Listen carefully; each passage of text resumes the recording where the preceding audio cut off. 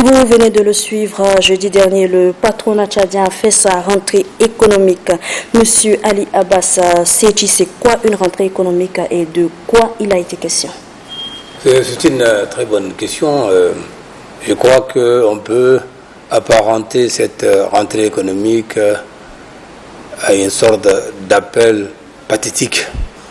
Et je veux dire un cri du cœur des entreprises tchadiennes par rapport aux difficultés majeures qu'ils transcendent tous les jours dans leur activité. Il est normal qu'un jour ou l'autre, le patronat se positionne non pas simplement comme un syndicat revendicatif, mais plutôt comme partenaire réel. Et pour ça, il faut amener les autorités à discuter ensemble, à travailler ensemble, pour prendre en compte les déshydratats des entreprises et aussi les pistes de solutions que les entreprises peuvent donner au gouvernement. Pourquoi pistes de solutions? Il faut sortir de l'aspect revendicatif simplement que nous voulons ça, ou nous sommes contre ceci, contre cela. Bien au contraire, on peut relever le diagnostic et en face dire qu'on propose, nous, opérateurs économiques, des solutions pour améliorer en faisant ceci, en faisant cela. Par exemple, vous savez qu'au Tchad, la fraude et la contrebande, et je dirais la concurrence déloyale, est en train de plomber notre industrie. Madame, une industrialisation est un pan important dans le développement durable et inclusif dans un pays. Et malheureusement pour nous, tout le monde se rend compte que cette fraude et cette concurrence déloyale et cette contrebande s'exercent sous nos barbes. Et tout le monde sait où se passe la fraude, mais on n'arrive pas à la circonscrire. Et ça, c'est un inconvénient majeur. De l'autre côté, pour relancer une économie, la dette intérieure est un élément important qui peut booster cette relance. Depuis l'an 2016, le gouvernement a attiré plusieurs fois l'attention du gouvernement sur la dette intérieure. Le gouvernement a pris du temps pour faire ce qu'on appelle l'audit de cette dette, parce que le gouvernement souhaite que les bailleurs l'accompagnent pour pouvoir traiter et appuyer cette dette.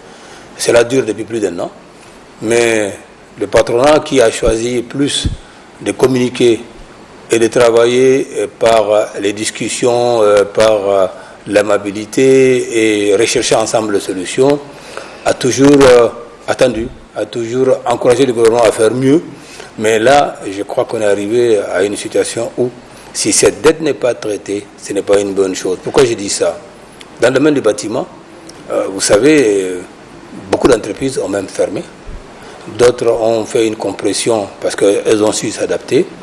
Et les banques qui ont fait aussi des prêts à des entreprises locales ou étrangères, ces bâtiments construits, peinent aujourd'hui à récupérer. Pourquoi? Parce que l'État n'a pas payé les entreprises concernées. Alors, je crois que le patronat a invité le gouvernement, et je pense que le ministre d'État a fait honneur au patronat en venant assister à cette rentrée économique. Je crois que ça a été l'occasion d'un échange pour dire que le patronat, le gouvernement, c'est une seule équipe, c'est l'État. L'État est une chaîne et à l'intérieur il y a des pans. Justement, vous êtes membre fondateur du patronat tchadien et également président du Conseil national de dialogue social. Vous êtes en quelque sorte un facilitateur socio-économique qui pourrait apporter un regard neutre, on le pense, sur la position des deux parties. Que pensez-vous de cette rentrée économique qui a été rehaussée d'ailleurs par la présence du ministre d'État, ministre secrétaire général de la présidence de la République? Très bien, ce que j'apprécie, moi, c'est vrai, le président du patronat a présenté des doléances, un chapelet de doléances, mais en face, il a aussi proposé de sortir de crise. C'est le signe que le patronat s'inscrit comme un partenaire constructif pour accompagner le gouvernement. Un gouvernement quand même qui aujourd'hui assure sur l'ensemble du territoire une sécurité imparable. Et vous savez très bien qu'une bonne sécurité rime avec une économie. De l'autre côté, le gouvernement, le ministre d'État a bien dit que je suis venu vous rassurer. Donc c'est vraiment, comme on dit, un signal fort, une volonté réelle de pouvoir collaborer et travailler ensemble. Et non seulement il a dit ça, il a dit aussi, je prends acte. Et un gouvernement ne peut pas dire à la légère, je prends acte. S'il dit qu'il prend acte, c'est que réellement, il a pris les doléances et en même temps les solutions que le patronat a proposées. Et je suis certain que très rapidement, avec le conseil d'expansion économique qui a été mis en place par le président de la République et qui comprend donc le président qui va présider, les ministres concernés de l'appareil judiciaire, de l'économie, des finances et du commerce, et 3 membres du patronat, 3 membres de la chambre de commerce et de l'association professionnelle des banques. Donc c'est un cadre qui va traiter rapidement les doléances. Et autour du président, je crois que des discussions fortes, réelles, contradictoires s'exerceront et des solutions seront trouvées. Et il y a espoir que cette rentrée économique augure de très bonnes perspectives. Mais, madame, je note que la plupart des entreprises disent que si on ne règle pas les difficultés, l'année 2020 sera une année difficile, surtout dans l'industrie. Il a été également question lors de cette rentrée économique du patronat tchadien d'un plan triennal pour la relance du secteur économique. Quels en sont les principaux axes? Bon, vous savez, un patronat, c'est pas seulement un syndicat qui revendique. D'abord, c'est, comme on dit, un pan important de l'économie. Donc, nous sommes aux côtés du gouvernement. Et une des activités importantes, c'est que nous avons des commissions juridiques et sociales, commission entrepreneuriat, commission relations avec l'extérieur. Donc ces commissions nous permettent justement d'accompagner le gouvernement. Accompagner comment le gouvernement? Si on arrive à implémenter au sein de nos entreprises une sorte de dialogue social permanent, ça aide à apaiser la tension et à consacrer la paix sociale. De l'autre côté, je vous ai parlé de relations avec le gouvernement, c'est-à-dire nous avons la responsabilité sociétale qui est la nôtre. Nous émergeons dans une économie, nous travaillons dans un environnement et on ne peut pas ne pas en prendre acte. Je prends un exemple. Une entreprise comme la compagnie sucrière qui est implantée à Sarre, autour de son entreprise, il y a des villages, il y a des villes, il y a des hommes, des femmes. L'entreprise ne peut pas en tenir compte. C'est-à-dire, à travers la responsabilité sociale, elle accompagne pour les écoles, elle accompagne pour accompagner les jeunes dans l'entrepreneuriat, les femmes, et donc élargir l'assiette fiscale. C'est une contribution importante. Et donc, ce plan triennal ne peut avoir d'aboutissement que si, de l'autre côté, le gouvernement aide réellement les entreprises à résoudre les problèmes. Et un des problèmes que je vous ai cités, c'est la dette intérieure, c'est la contrebande et la fraude. On en parle, mais pensez-vous que le gouvernement a entendu le secteur privé en ce qui concerne les questions qui fâchent? Tel que j'ai entendu le ministre d'État en disant que il vient et il nous rassure de la part du président de la République. Vous avez bon espoir. Voilà, et non seulement il dit ça, il dit prend acte. Moi, je suis certain que ça vient du cœur. Et nous, c'est à nous maintenant d'aller vers le gouvernement pour travailler avec eux régulièrement et résoudre les problèmes. Actuellement, nous travaillons avec le ministère des Finances pour faire ce qu'on appelle une commission, un observatoire en matière de douane, c'est-à-dire une commission mixte entre la CCMA, le patronat et la douane pour ensemble regarder tous les problèmes de fraude et les résoudre ensemble. Au vu de ce que vous venez de dire, est-ce qu'on peut espérer une amélioration du climat des affaires? Je pense que l'amélioration du climat des affaires, le gouvernement est très conscient. Et je vais dire que le PND, quoi qu'on dise, se déroule très lentement à cause justement du climat d'affaires qui n'est pas au rendez-vous. Et je suis convaincu que tout le monde a tiré la conclusion comme quoi on doit se résoudre à améliorer le climat des affaires, qui tient à 3 choses essentielles.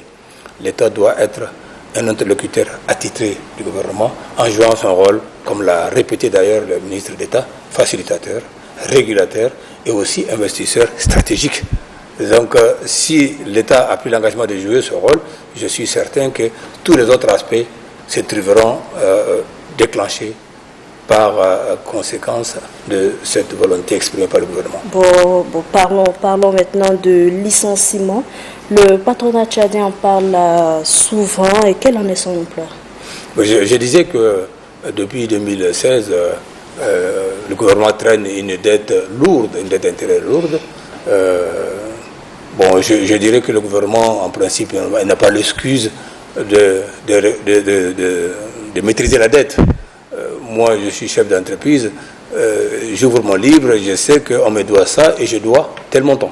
C'est certain, et je dis comment je dois payer ma dette et tout, comme je vais relancer mes clients pour récupérer mes sous. L'État aussi est en quelque sorte une entreprise, mais de manière publique.